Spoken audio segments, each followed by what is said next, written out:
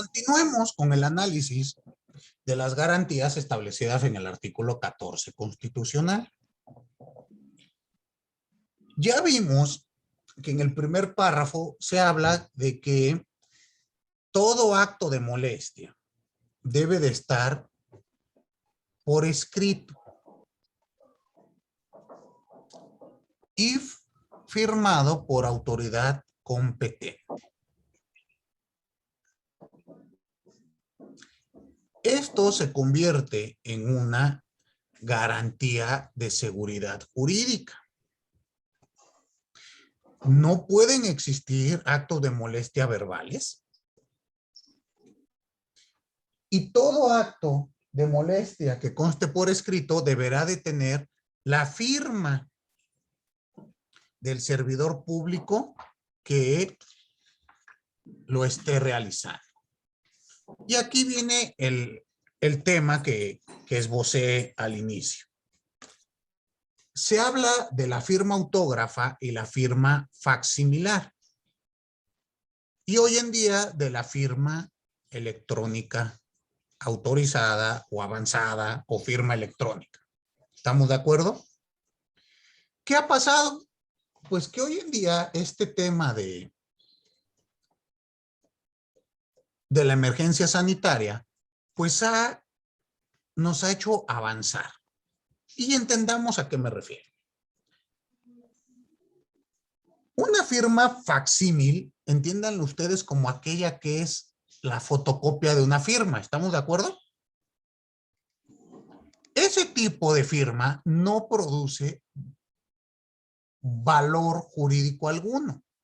Se considera carente de autenticidad la resolución que esté únicamente firmada con una firma facsímil. ¿Queda claro? El otro tipo de firma es la firma autógrafa, la que conocemos, puesta de puño y letra.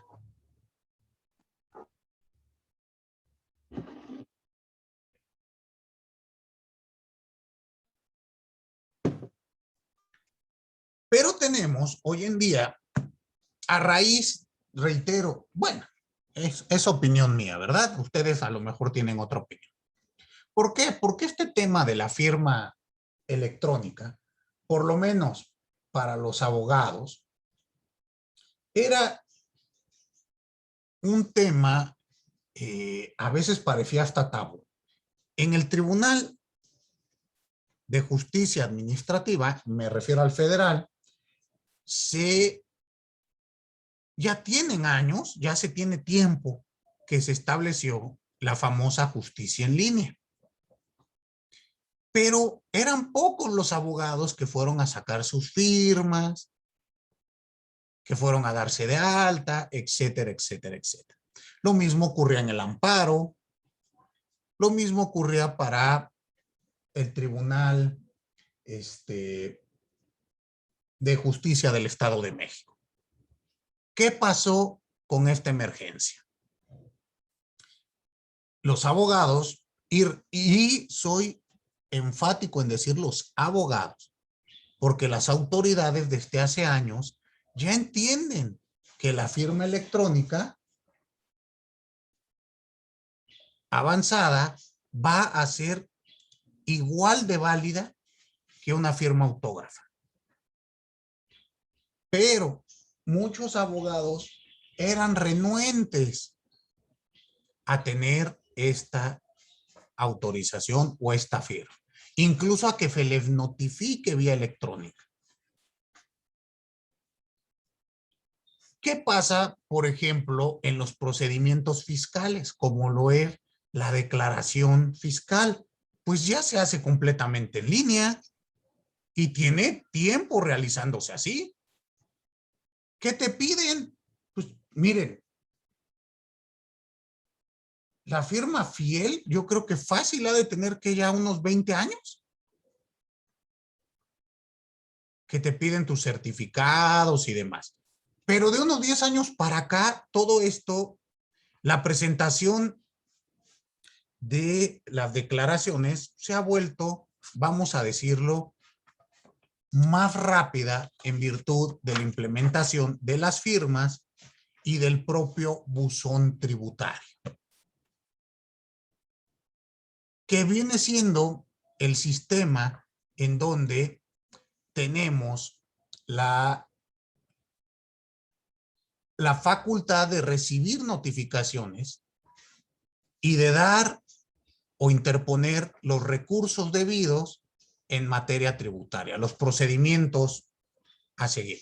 Ahora, entendamos, esto del buzón tributario será aplicable en las comunidades y en las regiones de nuestro país donde esté en vigor y donde se permita. ¿Queda claro?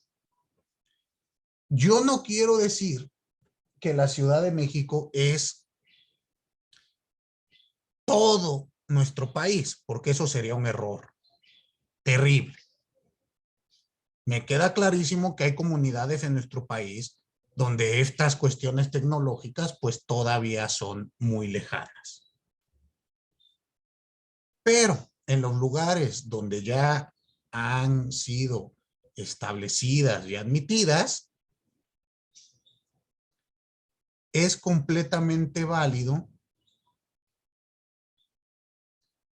la notificación y el acto de molestia con firma autógrafa. ¿Queda claro? Perdón, con firma electrónica, que va a tener la misma validez cual si fuese una firma autógrafa. Pues es un código que con una clave alfanumérica que únicamente puede tener esa persona. Muy bien.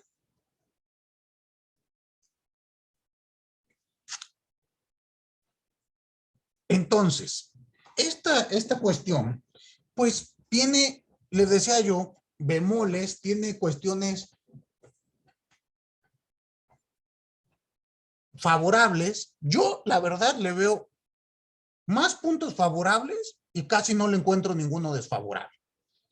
Pero hablo de mi persona, ¿verdad? No sé ustedes cómo lo ven. Les pongo un ejemplo.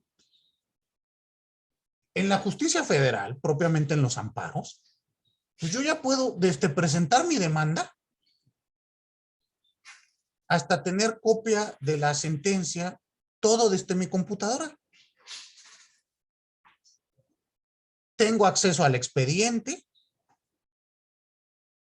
sin problema alguno. Y lo mismo me ocurre en materia fiscal contenciosa ante el tribunal.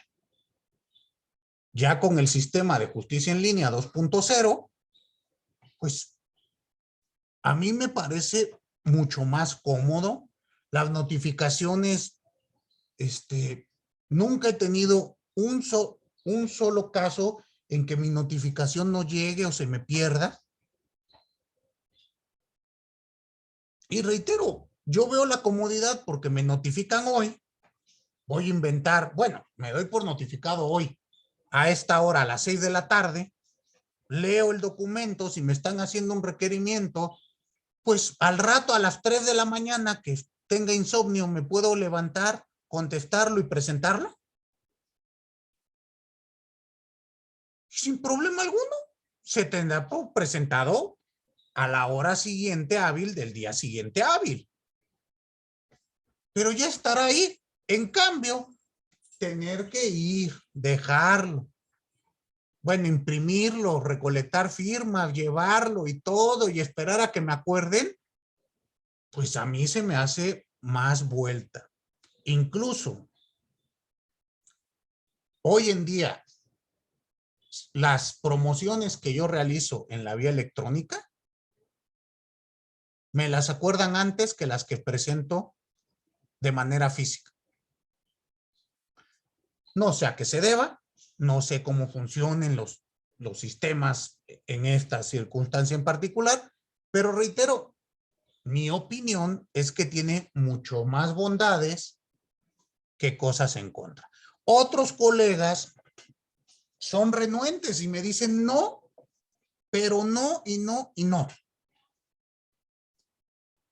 Y prefieren seguir ahí formándose para entrar a los juzgados y demás.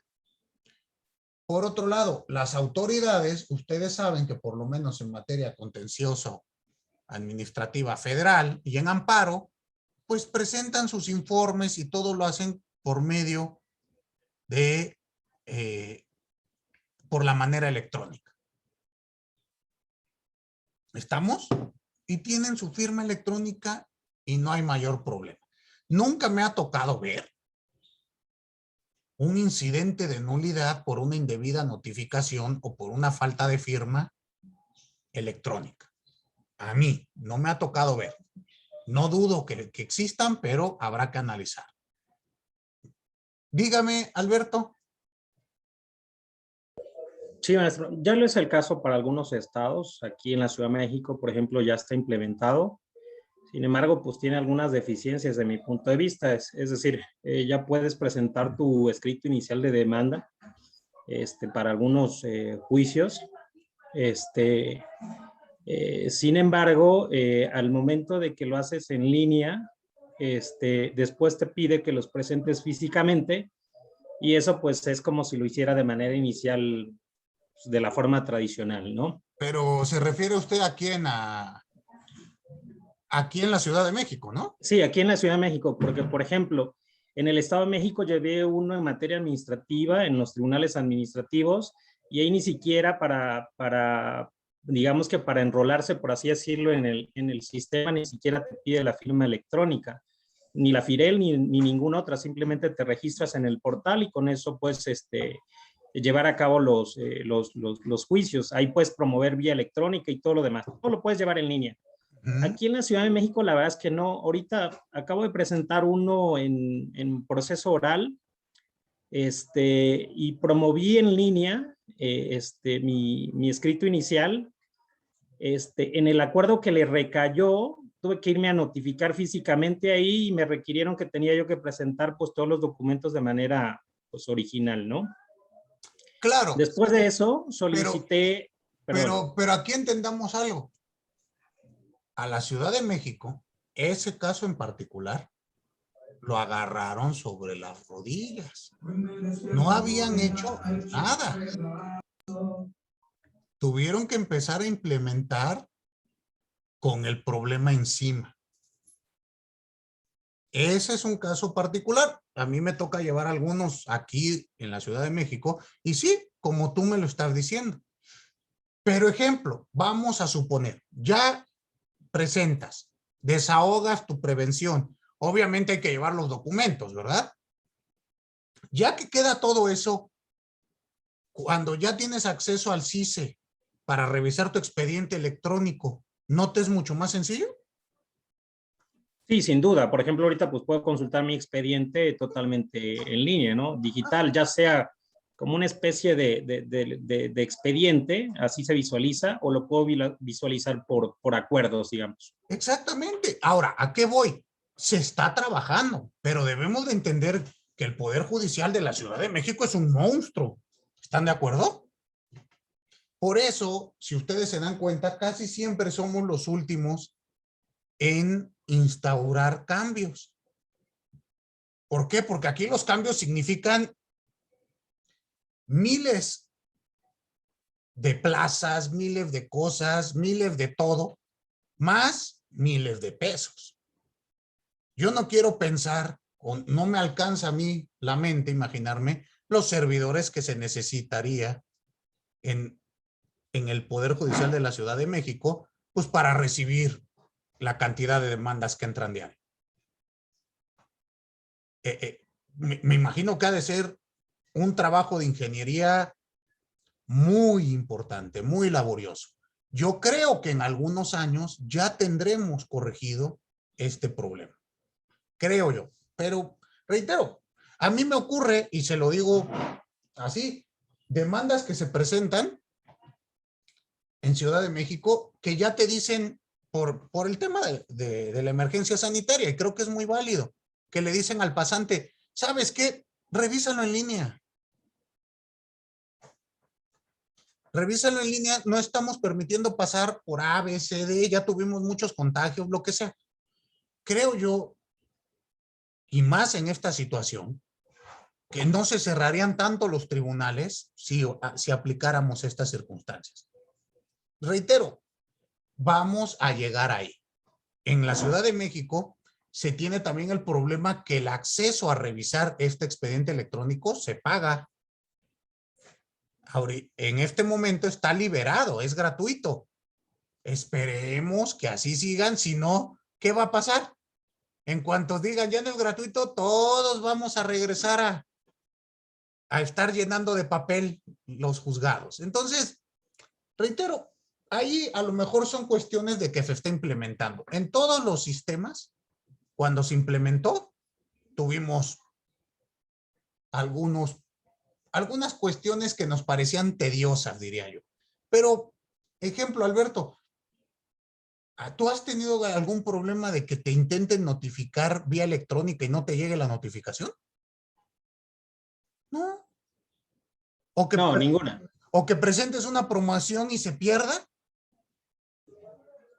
No, aunque, por ejemplo, en el Estado de México sí, por ejemplo, tuve notificaciones que no eran de mi asunto. Me llegaban notificaciones de otros expedientes, pero evidentemente esto es porque se equivocaba el personal que alimentaba la base de datos y cargaba una notificación que no correspondía a mi asunto, digamos, ¿no? Exactamente, pero bueno, son detallitos que se corrigen y ya. No hay tanto problema. Dime, Fernando.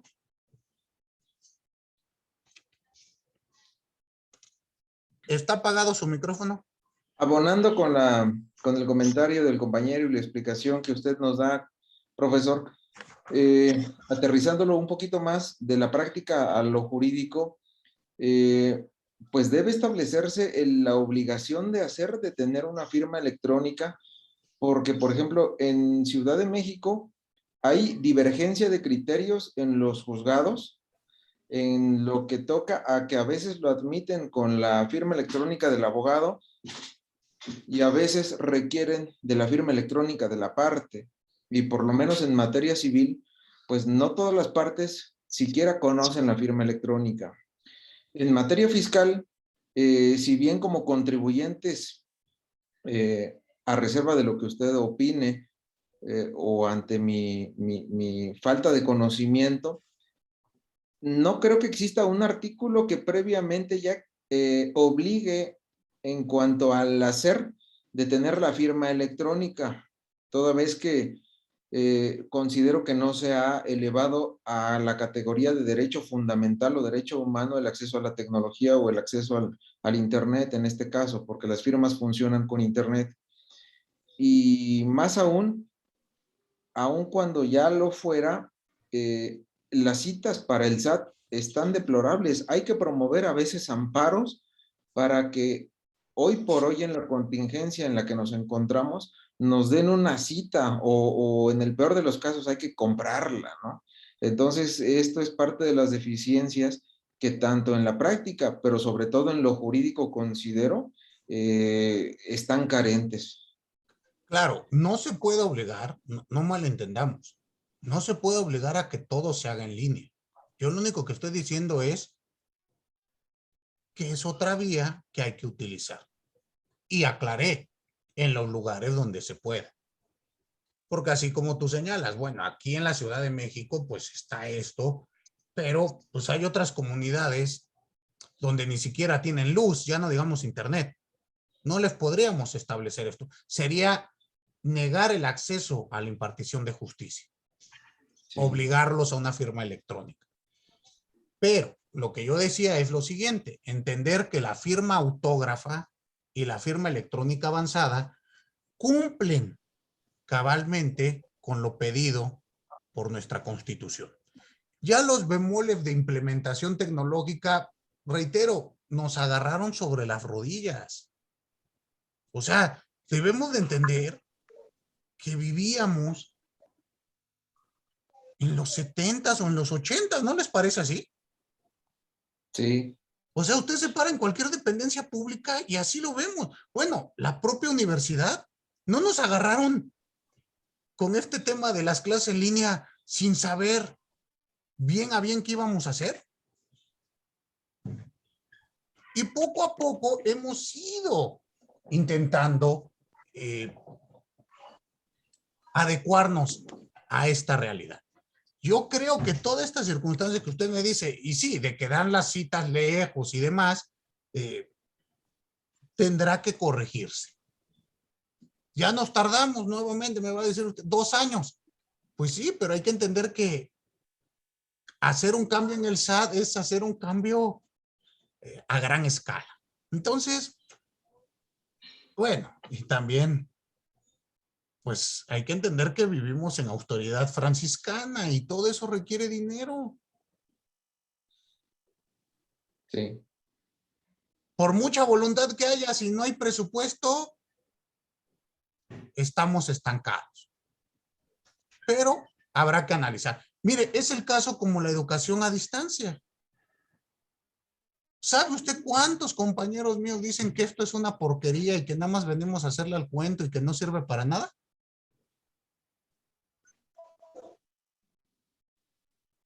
Y tiene pros y tiene en contra. Yo digo tiene pros porque puedo utilizar mi pizarrón electrónico, les puedo pasar videos, etcétera, etcétera, etcétera.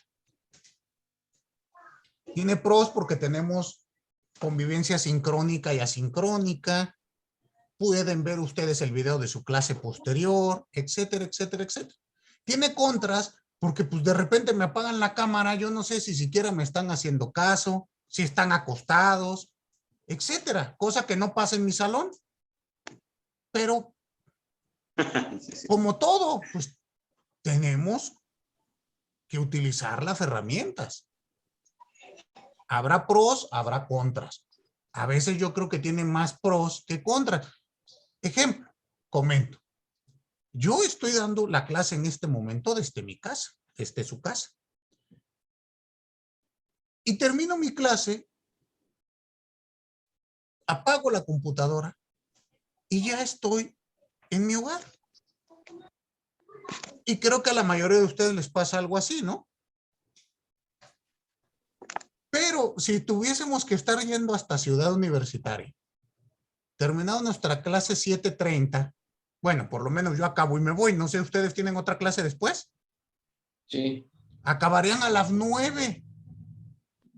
Y de las 9 para que lleguen a su domicilio, pues, ¿qué será? ¿Mínimo 1 hora? Sí. Bueno, o hasta más. Yo por lo menos hago 1 hora, hora 20, dependiendo cómo me toque el tráfico, si llovió, si no llovió, etcétera. Entonces ya llego a mi domicilio a las 10, 10:30, con hambre, cansado y demás. Habrá que ver ventajas. A mí me gusta más ver las ventajas que los problemas que nos plantea. Pero bueno, dime, Álvaro.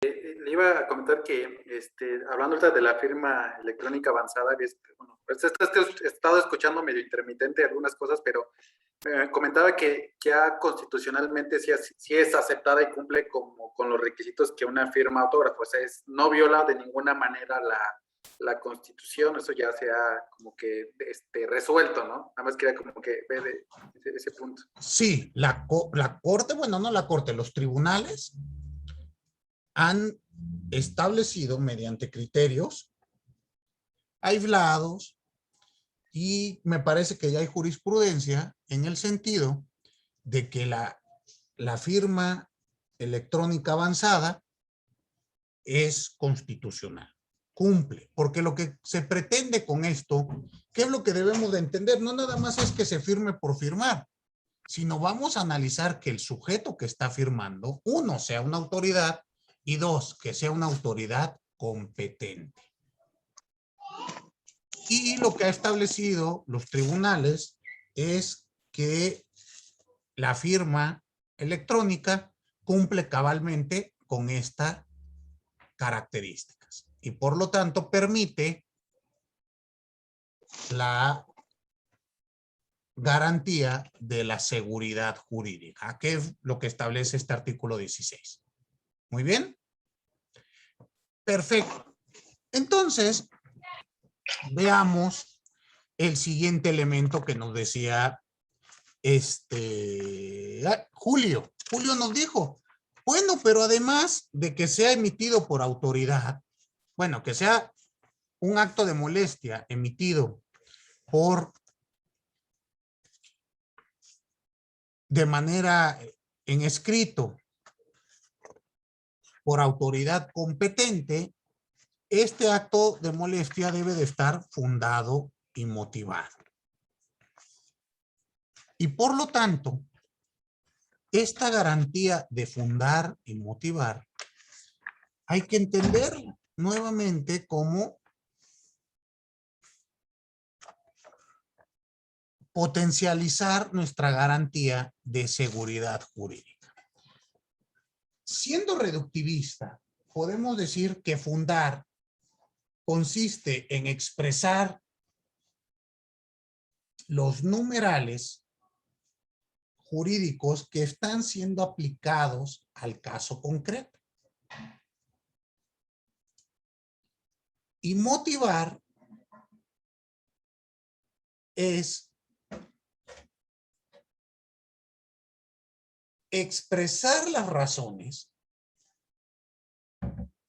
del por qué esos artículos están siendo aplicados. Muy bien. Y para ello, pues tenemos que ver algunos aspectos. Dentro de esta fundamentación, decía yo una palabra. La autoridad que emite el acto debe de ser competente. No es tema de nuestra materia hablar de la competencia por tratarse de una figura procesal, pero bueno, vamos a decir que para identificar si una autoridad es competente o no, desde el punto de vista constitucional, va a ser necesario en primer lugar que esta autoridad que firme, este órgano del Estado que está generando el acto de molestia, tenga facultades expresas y reconocidas en la norma jurídica aplicable al caso. Y así tendrá que decir el director general jurídico, que en el reglamento tal o en la ley orgánica tiene la siguiente facultad. Además, que el propio acto que se emite sea previsto en dicha ley.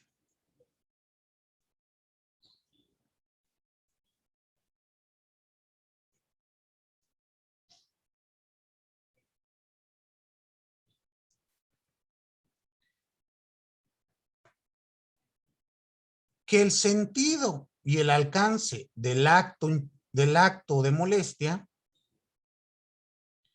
se ajusten a las disposiciones normativas que lo rijan.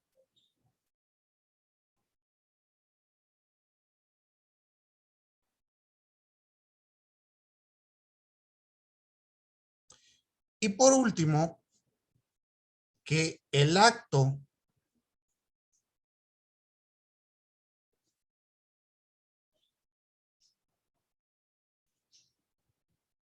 de molestia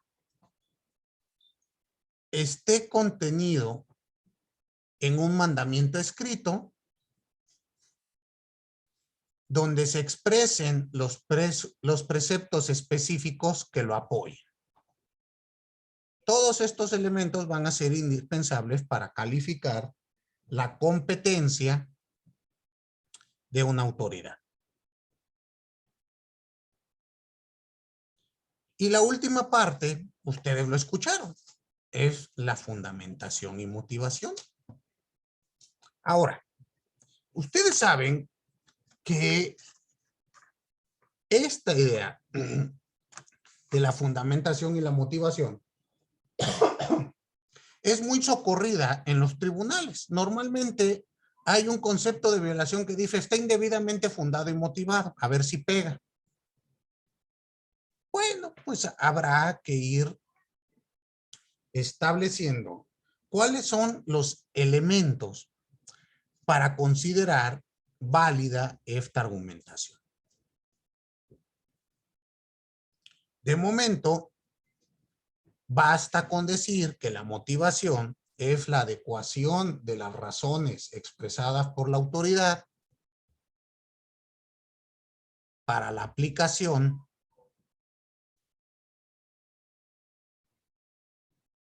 de un acto de molestia. Reitero, en esto se profundizará en otras materias. Muy bien. Pero ustedes saben que una indebida fundamentación o motivación puede ocasionar pues una nulidad lisa y llana, que es lo que nos interesa. Entonces, bueno, va a ser algo muy, muy importante. Y hay que tomarlo en cuenta en siguientes ocasiones. Pero bueno, vamos a continuar con otro artículo. Veamos otra garantía constitucional. La siguiente garantía constitucional será el artículo 17, que establece la tutela jurisdiccional efectiva.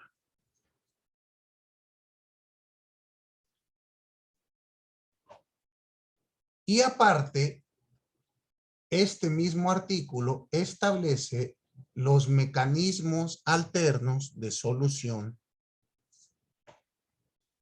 de controversias. Ambas son garantías que hay que analizar. La primera, bueno, pues creo que ya la conocen. Viene en el párrafo primero. ¿Quién me ayuda a darle lectura al párrafo primero del 17, por favor? Yo. Ninguna persona podrá hacer justicia por sí misma ni ejercer violencia para reclamar su derecho. Aquí tenemos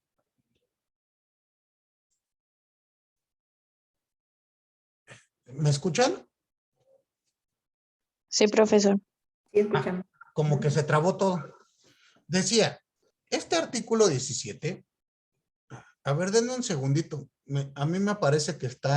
Decía, este artículo 17 constitucional establece la tutela jurídica efectiva. ¿Qué quiere decir esto? Tener el derecho de acceder a tribunales para que se nos imparta justicia. Por lo tanto, queda prohibido hacerse justicia por sí mismo.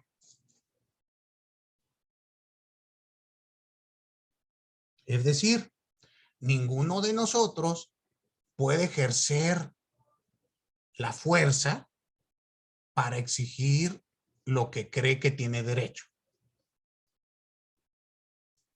Bueno, pero para ello, ¿qué va a ocurrir?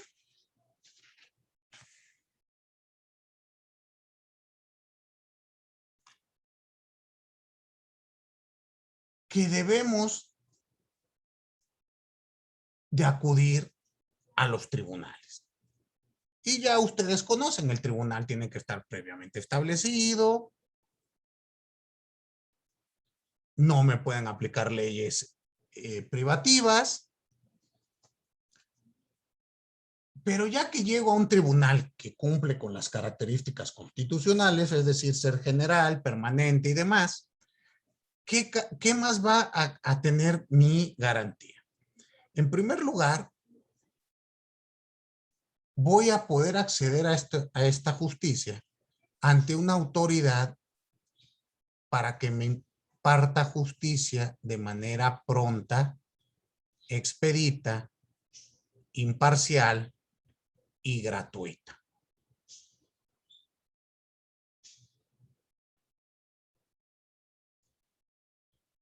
Y aquí se desprende una vertiente del acceso a la tutela jurisdiccional. ¿Qué nos han dicho? Que este acceso a la tutela tiene cuatro aspectos. El primero, antes del procedimiento, consiste en que deben de existir leyes, procedimientos expedidos con anterioridad al hecho y que me permitan acceder a los tribunales. ¿Estamos? La segunda vertiente. Ya en el procedimiento. Bueno, ya existe el tribunal, pues en el procedimiento se me debe de garantizar mi acceso a la impartición de justicia. ¿Esto qué quiere decir? Que no va a tener limitantes.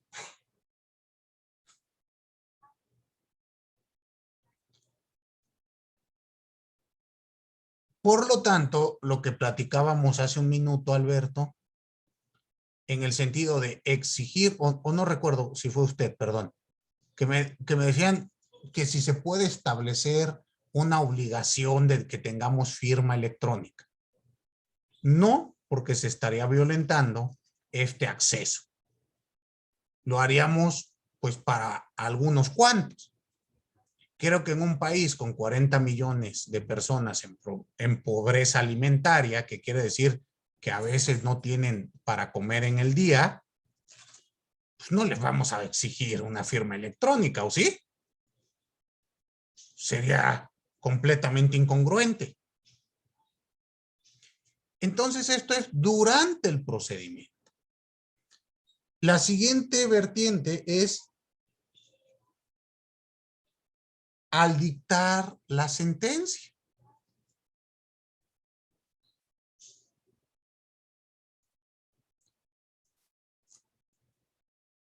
Cuando nuestra Constitución dice que la impartición de justicia será completa e imparcial, se está refiriendo a esta vertiente. Me tienes que resolver lo que pedí y todo, no un pedacito. Y además lo tienes que hacer de manera imparcial, es decir, sin favoritismos a uno o al otro. ¿Sí queda claro?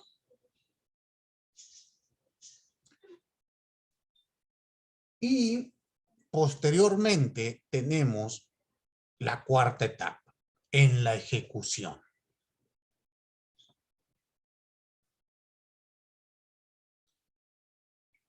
De nada me sirve a mí tener una sentencia bonita si no la puedo ejecutar, ¿concuerdan? Sigue siendo incompleta.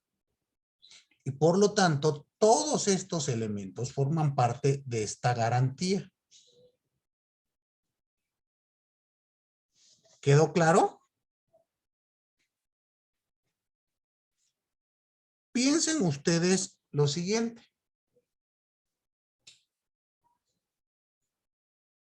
Esta garantía también es de seguridad jurídica. Un segundo, por favor.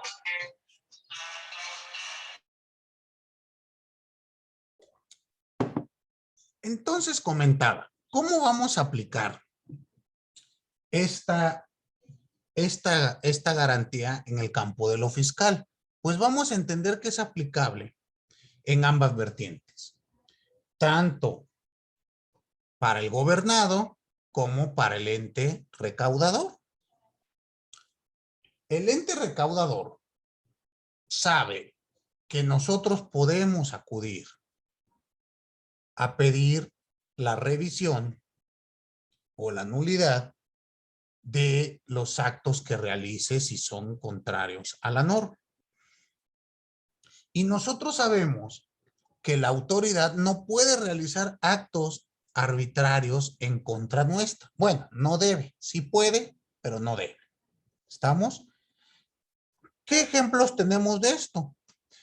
Piensen ustedes en el artículo 36 del Código Fiscal de la Federación. ¿Alguno me ayuda dándole lectura?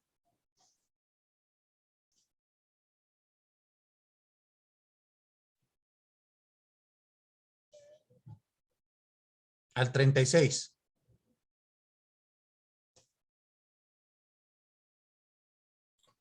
Artículo 36.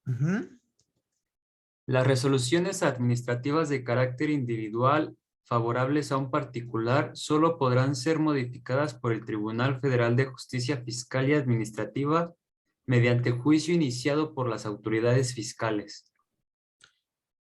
¿Qué quiere decir esto? Que si existe una determinación favorable hacia mi persona, porque es de carácter individual, no me la puede la autoridad fiscal revocármela cuando guste y mande. ¿Están de acuerdo? Debe de existir una seguridad jurídica para el contribuyente y la única forma en la que puede ser modificada o revocada será por medio de un procedimiento seguido ante el Tribunal Administrativo Federal que se conoce como Lesividad. lesividad, exactamente, como el juicio de lesividad. ¿Queda claro? Sí. Entonces, bueno, ahí tenemos estas cuestiones. Ahora, por favor, en el propio 17, creo que es en el párrafo 5º, sitúense ustedes en donde dice que se expedirán leyes, el Congreso expedirá leyes que regulen los mecanismos alternos de solución de conflictos. ¿Ya lo encontraron? Ya. Sí, ya. A ver, díganme por favor, ¿qué dice? Vamos a leerlo.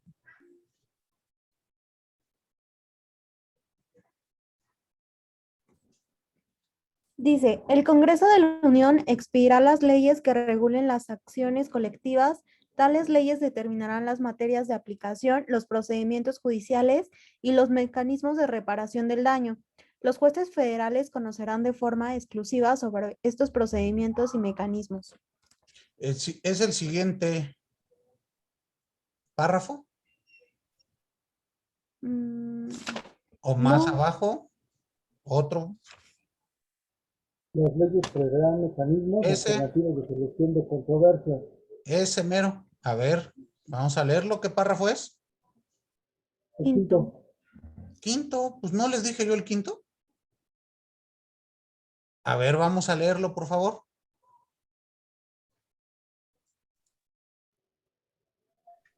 Las leyes.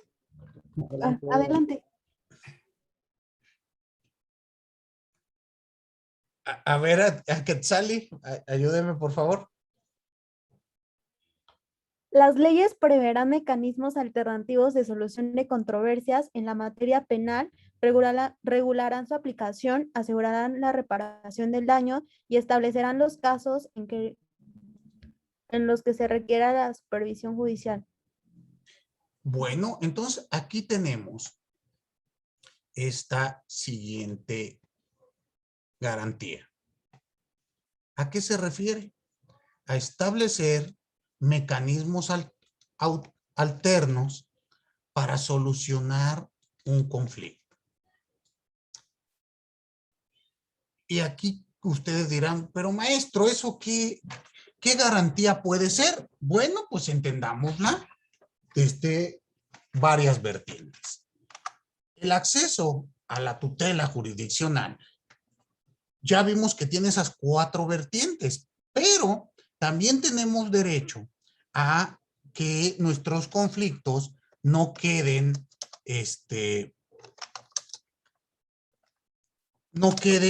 volando. Si se nos permite acceder a la justicia, pero esta es lenta, pues estaremos en un estado de inconformidad. Y por lo tanto, el Estado, los legisladores, se dieron cuenta de que esto no es óptimo. Y por ello, se establece esta siguiente facultad. La de crear legalmente mecanismos que nos permitan despresurizar nuestro poder judicial o nuestro tribunal administrativo. Y esto tiene como finalidad evitar un retardo en la administración de justicia y colapsar un sistema. Piensen ustedes que los mecanismos de solución, los mecanismos alternativos de solución de controversias vienen a ser una válvula de despresurización. Evitan que colapse todo el sistema. ¿Queda claro? Y así se van a establecer legalmente formas distintas al pleito para solucionar los problemas.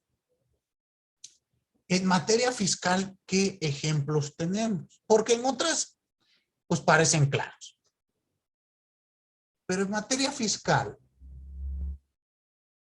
voy a dar un ejemplo en el ámbito local, porque en el federal no encuentro expresamente, no quiere decir que no se haga, pero no lo encuentro en la ley. En materia local, se tiene reglamentado, y me refiero al Código Fiscal de la Ciudad de México, se tiene reglamentado la figura de la mediación fiscal.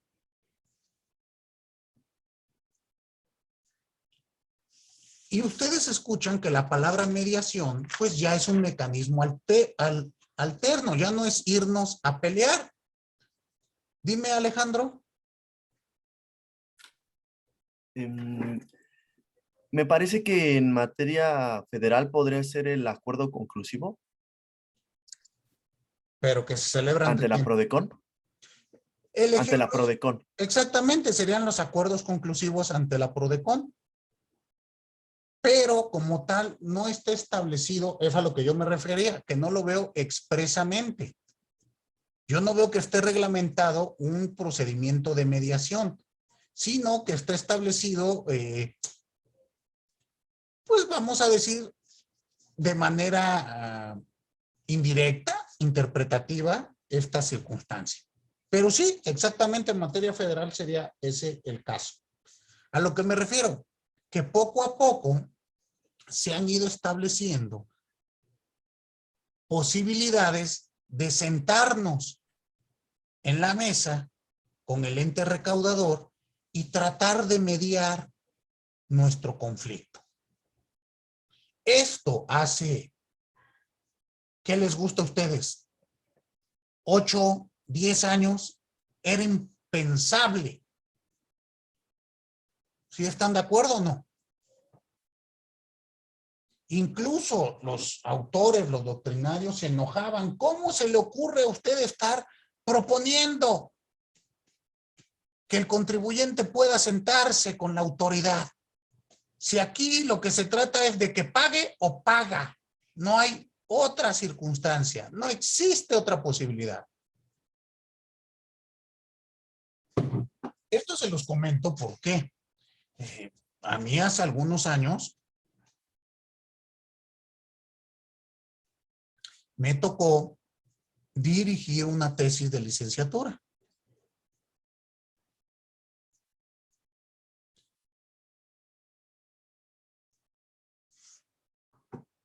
Y en esa tesis de licenciatura se proponía, ni siquiera como una forma alterna, dentro del procedimiento contencioso administrativo federal, una etapa de conciliación previa al desahogo de pruebas. Bueno, pues en aquel entonces el presidente del jurado, pues casi nos golpea a la sustentante y a mí. A ella por atreverse a escribir esas locuras y a mí por haber dirigido y autorizado esas tonterías que no tienen ningún sentido y solo demuestran que no conocemos el proceso.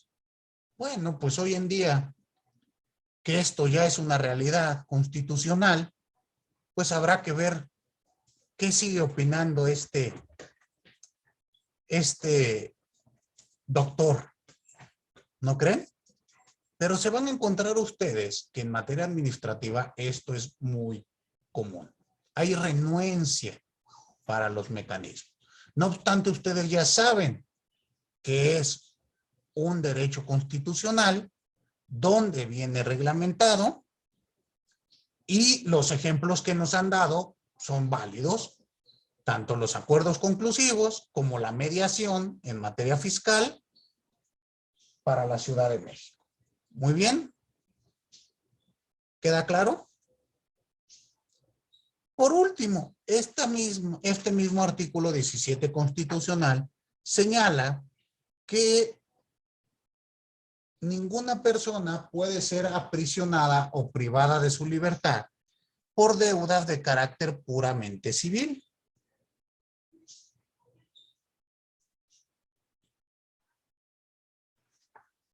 Y aquí vamos a entender que yo tenga un crédito fiscal y no lo pague, no es justificación para que yo sea privado de mi libertad, para que se me meta a la cárcel.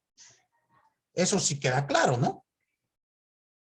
La circunstancia que permite que sea privado de mi libertad es si cometo un delito fiscal, que es distinto en el papel, porque en la práctica los hechos son los mismos, pero en el papel nos dicen que son cuestiones distintas y harinas de otro costal. ¿Queda claro? Por lo tanto, ¿qué podemos concluir de este 17? Que no puedo ser privado de mi libertad por un adeudo con el fisco. ¿Queda claro? Dígame, Lorena. Sí, profesor. Creo que también lo aplican cuando las personas tienen deudas, por ejemplo, con tiendas departamentales, ¿no? ¿Pero en qué sentido? O sea, que están... Sí, o sea, se basan en el 17 constitucional para... Bueno, yo lo vi en una ocasión, de que tienen deudas con, no sé, con Liverpool, Ajá. La gente pues deja de pagar, ¿no? Uh-huh. Y yo en esa ocasión vi que se basaron en este artículo, ¿no? Que eran deudas de carácter civil, entonces por lo cual no podían ser privados de su libertad. Exactamente. Claro, no, bueno, si yo tengo un adeudo civil, no tienen por qué meterme a la cárcel. O sea, en el caso que usted plantea, ¿qué les decían? ¿Usted debe 20,000 pesos y lo vamos a meter en la cárcel hasta que pague? No, o sea, vamos, que medirle las consecuencias, ¿no? En dado caso, ¿no? O sea, que el deudor pudiera pensar en que pudieran meterlo a la cárcel, ¿no? Incluso los despachos de cobranza, creo que sí le llegaron a comentar eso, ¿no? Incluso que... Pero pues digo, esa es una manera de funcionar para que pague, ¿no? Bueno, claro, pues es una... pero bueno, jurídicamente no tiene sustento alguno. Sí, claro, se aplica también a todo lo que es a todas las materias se va a aplicar esto. Ninguna deuda dará origen o dará lugar a que sea privado de la libertad. Dime, Fernando. La pregunta es, ¿en la relación jurídica tributaria actúa la persona física como ente de derecho civil? Yo considero que este artículo de que nadie podrá ser aprisionado por deudas de carácter puramente civil no aplica al derecho fiscal porque la relación jurídica tributaria no actúa uno como ente civil, sino como contribuyente. Y como contribuyente estamos actuando con el carácter que la ley fiscal le atribuye al contribuyente, que es de carácter público. Sí, pero también el derecho civil es de carácter público. Sí, es de carácter público porque se aplica a todas las personas.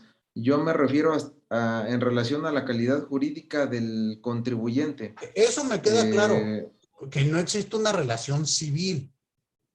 Pero aquí hay que hacer una interpretación extensiva de la Constitución, no literal. siguiendo lo que dice el artículo primero constitucional, yo debo de hacer la interpretación que mayor beneficio dé.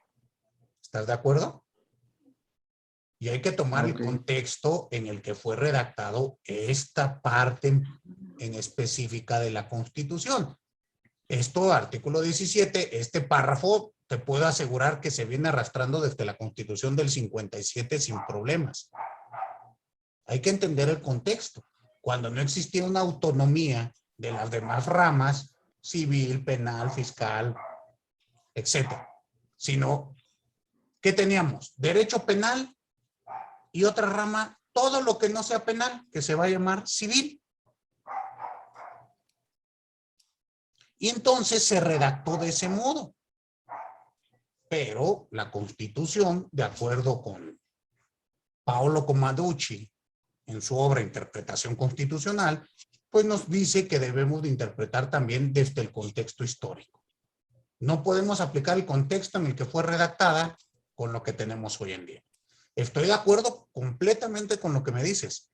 La relación contributiva no se asimila en nada a una relación civil. Aquí, ¿cuál es la garantía? Hay que entender. La garantía es que no se me meta a la cárcel por un adeudo monetario.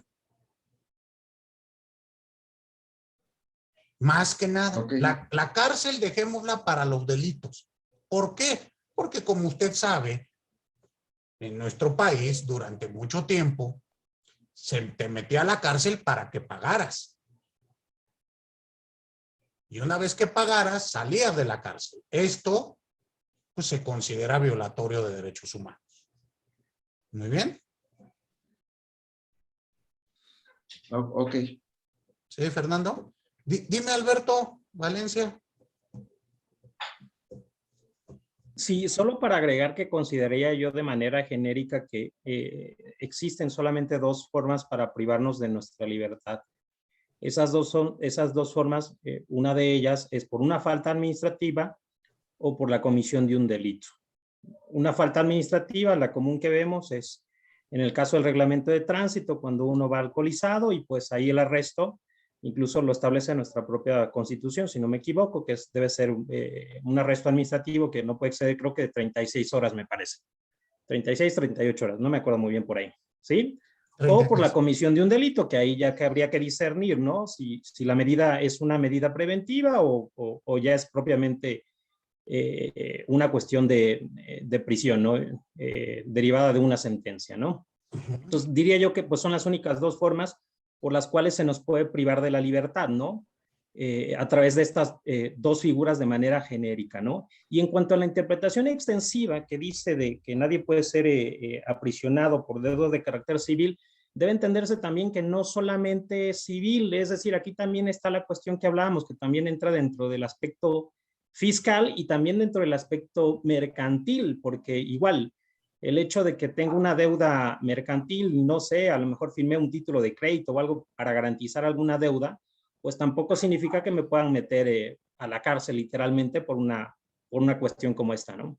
Exactamente lo que este artículo señala es precisamente ello, que yo tenga la seguridad de que no me van a meter a la cárcel por cualquier cosa, sino únicamente estaré ahí por cuestiones de carácter penal, previo procedimiento establecido en ley, donde se pruebe más allá de toda duda razonable que yo soy culpable y que esa resolución quede firme. Esa será la forma para que yo pueda estar en la cárcel. Pero reitero, recuerden ustedes mismos que en nuestro país era común. Bueno, no, incluso la propia Constitución dice que no puedo estar en la cárcel por no pagar los honorarios del abogado. ¿Sí lo han leído? Nunca lo han leído. Alberto se está espantando. ¿Cómo, maestro? ¿Dice eso nuestra Constitución? Tan bonita y que está a un nivel de garantismo que no se ha suscitado nunca. Chéquenlo. ¿Y por qué se tuvo que establecer la Constitución? Porque el abogado le decía al juez, no deje salir a este porque no me ha pagado. vean los diarios de debate de la Constitución del 17. Por eso se estableció. Muy bien. Entonces, puede ser bastante, pero hay que hacer las interpretaciones cuando se refiere a los derechos humanos, siempre de manera potencializada, extensiva. Recuerden que está prohibido, conforme al artículo 1 constitucional, interpretaciones regresivas. ¿Queda claro? Muy bien. Bueno, pues se nos ha acabado el tiempo de la clase de hoy. Les agradezco a todos y a toda su atención. Nos vemos, ¿qué? Ya hasta el próximo lunes, ¿verdad? Pásenla bonito. Sí, profesor. Nos vemos el lunes. Hasta luego. Gracias, profesor. Hasta luego. Sí, Gracias. Hasta luego. Gracias. Gracias. Hasta luego, profe. Hasta luego. Gracias, hasta luego.